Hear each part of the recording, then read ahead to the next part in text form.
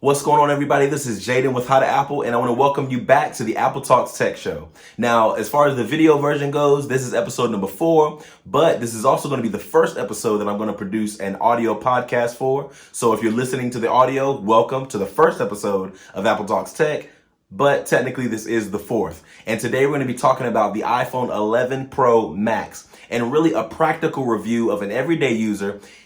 I guess this is also going to cover some of the bases for tech users as well. But if you're teetering on the edge of whether you should buy an iPhone 11 Pro or 11 Pro Max, no matter what iPhone you have, I'm going to get into all the details on what I think about the phone. I've had it for about a little over a week now, so let's go ahead and get into it.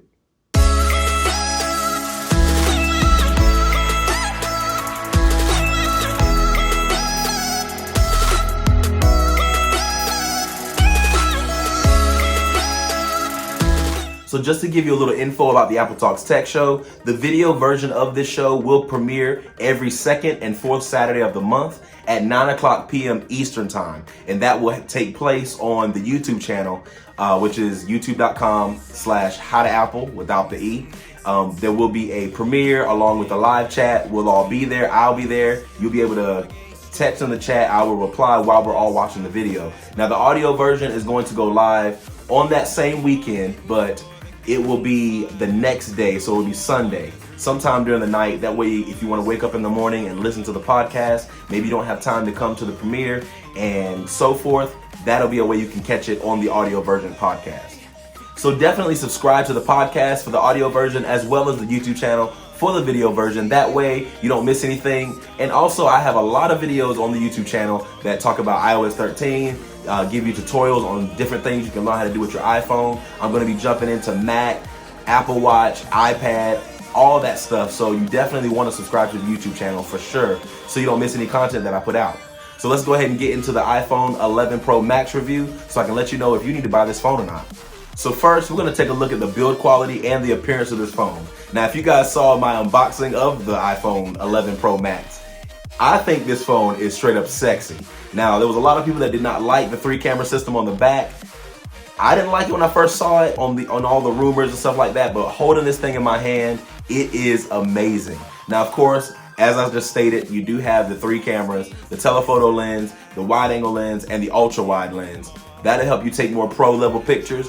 But right now, we're just looking at talking about the design of the phone. It is one single slate of glass. Of course, the lens has like a glossy type finish, and then you have the matte finish on the rest of the phone, or at least the back of the phone. And honestly, I love it. I think it's amazing. I think it looks really good.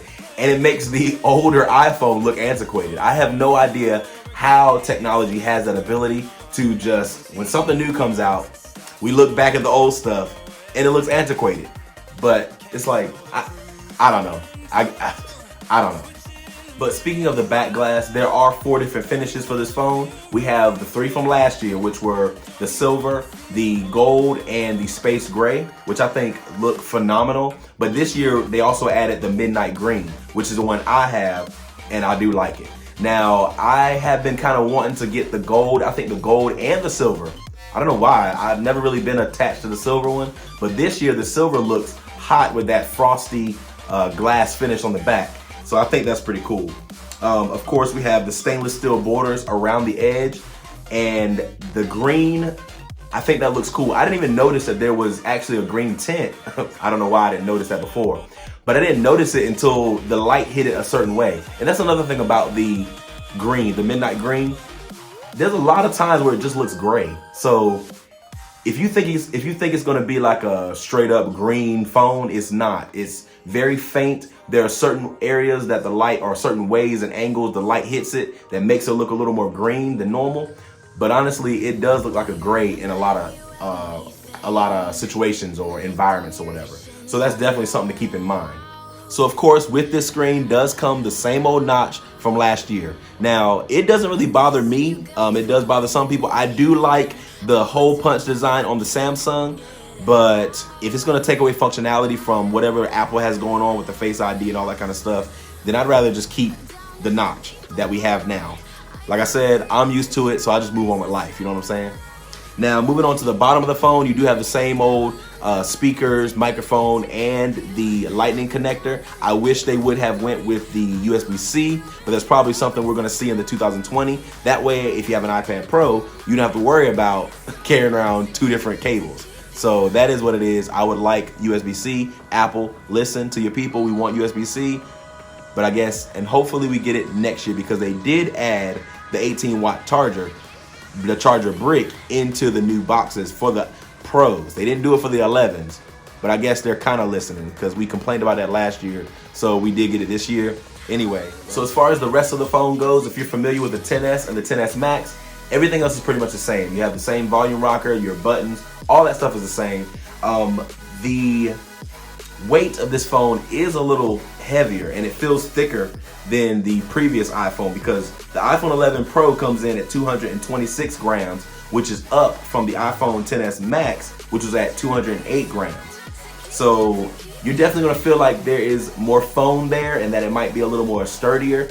But if you checked out some of the drop tests and stuff on YouTube, because I don't have the money to just drop on iPhones to drop and break, my YouTube channel is not that big yet. Maybe one day I can do that stuff, but right now, no, I cannot. You can head on over to YouTube, check out Everything Apple Pro, look at his video, and you will see that the iPhone is very durable. He had to drop that thing multiple times, and finally, from a ladder, after being dropped like 2 or 3 times, it finally broke, the back and the front. So I think the build quality of this phone is so much better than the old phones. I'm not sure what kind of glass they're using. They are touting that it's, you know, the toughest glass on a smartphone, stuff like that. So I don't want to test that out. But if you are somebody that drops your phone and breaks your phone all the time, even if you have a case, or maybe you're one of those people that break your phone because you carry it naked, then you get a case to put a broken phone inside of, which is so funny to me. But anyway, if you're one of those type of people, you definitely might want to look into getting the iPhone 11 Pro or 11 model period. Now, I don't know how the build quality is for the 11. Like I said, this is a review for the iPhone 11 Pro Max. So anyway, check out YouTube videos if you want to check that out more. So now that we went over the design of the phone, let's talk a little more about the actual practical use of the phone.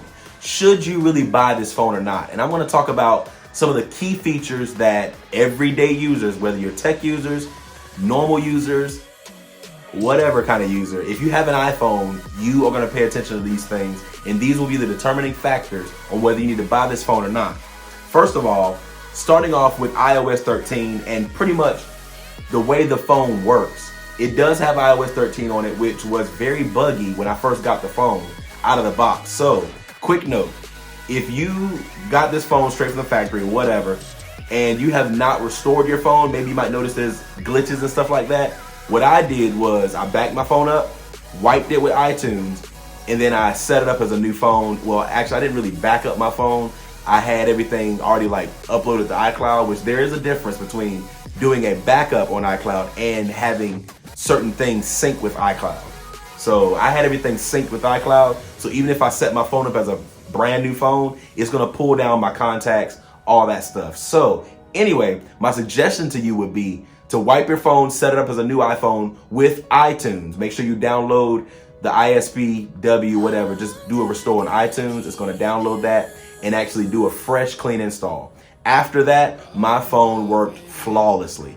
So they do have iOS 13.1.1 out today, actually. And that, I think that resolved some battery drain issues that people had.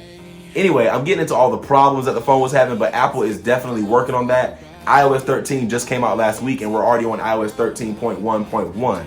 So Apple is on it when it comes to fixing these problems. However, like I said, once I did the restore on my phone works beautifully. So it is a very smooth phone. And as long as you have an iPhone 6S or above, you should have gotten iOS 13. But of course, iOS 13 comes with dark mode. You got the swipe keyboard.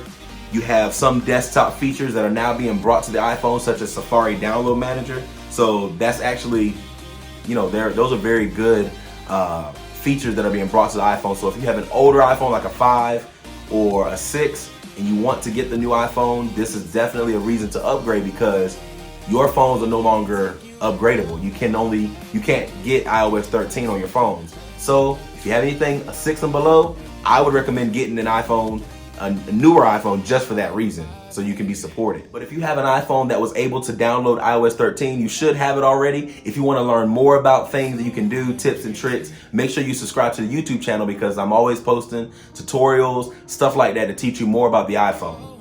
So, like I said, I do think the iPhone 11 Pro Max is a very smooth and solid phone. It does work better than my XS Max. Would I say I noticed a huge difference? I don't know. I think just overall, when it comes to performance of this phone, it is better than my XS Max. So I think this A13 Bionic chip really makes a difference. I don't have any kind of lag. I don't even know if I've had any glitches. Before, my iPhone XS Max would just restart out of nowhere, and that might be just an OS or an iOS issue. Maybe they might have fixed that with iOS 13. But like I said, this phone works smooth compared to my iPhone XS Max. So if you have a phone earlier than the iPhone XS Max, I definitely think you will notice a difference when it comes to the speed and just buttery smoothness of this iPhone 11 Pro Max. Another hot topic of the iPhone 11 Pro Max, and something that might be keeping you from upgrading from your 8 actually, is Face ID. Now, I noticed a big difference between my iPhone XS Max and the 11 Pro Max when it comes to Face ID. Speed-wise, I mean, my Face ID worked really well on my XS Max, but when it comes to angles that it can read my face, I really like the iPad Pro, because I think that thing works phenomenally. I can just look at it from like anywhere and it'll pick up my face. The iPhone 11 Pro Max is pretty much doing the same thing. I remember I actually had it in my hand, and I was just walking somewhere. I had my keys, my iPhone, and my wallet in my hand, and I just happened to look down. I don't even know what I was doing, but I just looked down and it unlocked the phone. And sometimes it's sitting on my desk and it's kind of sitting beside me. I can just look at it and it unlocks my phone. I don't have to like hover over it to, make sure the thing is actually reading my face or pick it up. And it actually works better in bed when I'm laying down. I do got to tilt my head just a little bit, but it's nowhere near as bad as the XS Max. So I do think Face ID did improve a whole lot more on the 11 Pro Max. Now, if you have Touch ID and you move over to Face ID, which I think is secure, like I said in previous videos before, when it comes to Touch ID, I don't like the fact that somebody can just take my thumb and literally rest it on the home button and it unlocks my phone. That is not secure to me, that they can do that while I'm sleeping. Stuff like that. I'd rather have Face ID, because I actually have to be paying attention and looking at the phone to get it to unlock. So if you have if you have Touch ID right now and you move over to Face ID, don't worry about it. You will like Face ID. I really believe it. With this iPhone, it made it a whole lot better than the XS and XS Max, in my opinion, so don't worry about that. Another tech spec that all iPhone users should be concerned about is the battery life. Now, I don't think I've ever seen this phone go on the red yet. Now, there have been times that I didn't charge it the night before, and actually, I don't even think about charging my phone anymore. Like, if I get in the car, I'll plug it up. If I get home, maybe I'll plug it up. When I go to bed, I don't even worry about plugging it up anymore, because this battery life has been phenomenal in my opinion. I don't even think I've gotten the notification to say, do you want to put it in low power mode or whatever? Even coming from my XS Max, which the XS Max touts that it has a good battery, and I think it does have a good battery, but I've noticed the difference even with the 11 Pro Max. So that's definitely something to consider when you're wanting to upgrade. And not only does it hold a good charge, it also doesn't take long to charge, as long as you use that 18-watt charger brick. Now, I'm really glad they added that. I think it takes maybe 30 minutes to charge all the way to 100. Now, of course, like I said, I'm not going all the way from 0 to 100. So I don't know exact numbers of how much it takes or whatever from 0 to 100. But normally I can charge my phone in 30 minutes from whatever percentage it's at. So that's pretty good. Normally on my XS Max, I had to wait like an hour to get all the way up to 100%. Maybe I'm using my jacked up cables. That might be why as well. But I've noticed a very big difference when it comes to this phone's charging ability or charging speed, which it might not be the phone, because I did plug my XS Max up with that power brick and it charged like probably in 30 minutes as well. So it may not be the phone itself. It may just be the brick. But when you get this upgrade, you're going to get the brick. Unless you want to buy the brick and keep your old phone, that's up to you. Now, there's something that Apple always talks about in their keynotes that I don't think many people pay attention to. I know I don't. And that is the Wi-Fi standard. Every iPhone supposedly has some better Wi-Fi, faster LTE, faster cell signal. Well, I've never noticed a difference with any other phone, but with the iPhone 10s, I'm sorry, the iPhone 11 Pro Max, I have noticed that my Wi-Fi is not necessarily faster, but it reaches further. So when I'm outside of my house, pretty much my phone struggles. My iPhone 10s Max struggles. I can't really load anything because it's not sure if it's trying to connect to my Wi-Fi, but it's also like it has a cell signal, so it's like struggling, playing juggle between the two. But my 10s Max, I'm sorry, I keep saying that. My iPhone 11 Pro Max actually has 2 bars outside. So I think there may be a difference between the antenna in the 10s Max and the 11 Pro Max. So that's definitely something to consider if you struggle in your house when it comes to Wi-Fi, or you just want better Wi-Fi reception. I do think this phone does carry that. Now, when it comes to the cell phone service, I have not noticed a difference at all. I kind of struggle in my job. I do have bars, but the service itself does not really work. However that works. I have 2 bars, but the data doesn't work very well. I notice the same exact issues when it comes to my phone. Now you can say, well, that's an AT&T issue, that's a cell phone service issue. Yes, I guess, but I mean, maybe if the antenna was better on the phones, maybe it'll pick up better. I don't know. But I'm just letting you know that I don't notice a difference between cell phone reception. So if you heard that the iPhone 11 Pro Max has better cell phone signal, faster LTE, I'm not sure if the LTE is faster, but like I said, the whole phone just works faster in general. So I can't really say if the LTE is faster, but when it comes to reception, you're gonna get the same exact reception. You're not gonna have a stronger antenna in this phone. At least I don't think so.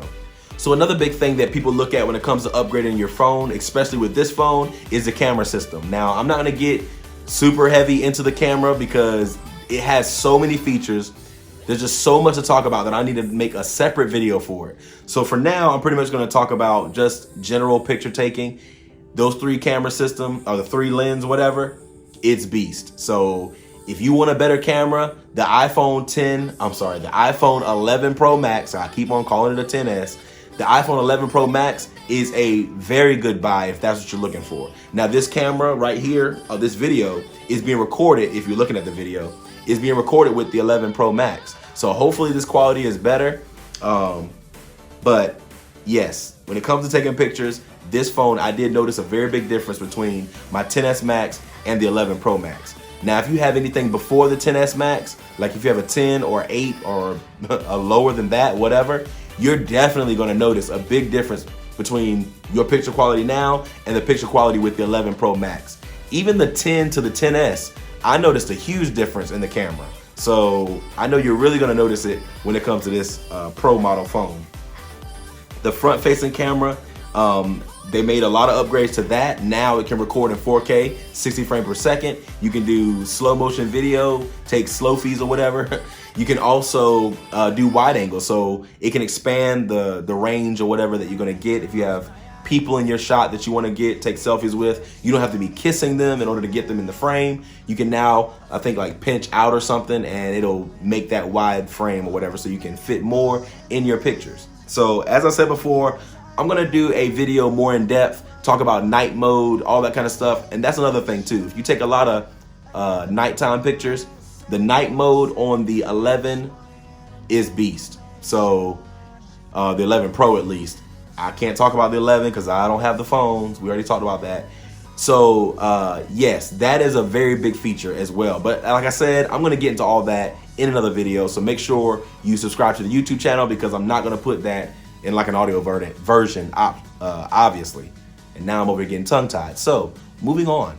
Now jumping into something that I actually do not like about this phone. Now, I know people said it didn't matter. I don't use it anyway. It's not that big a deal. I used it and it is a very big deal to me because being without it is like, whoa. And that is 3D touch. Now, of course, the iPhone 11, the whole line, does not have the 3D touch anymore. I guess Apple was able to make the phone cheaper or whatever.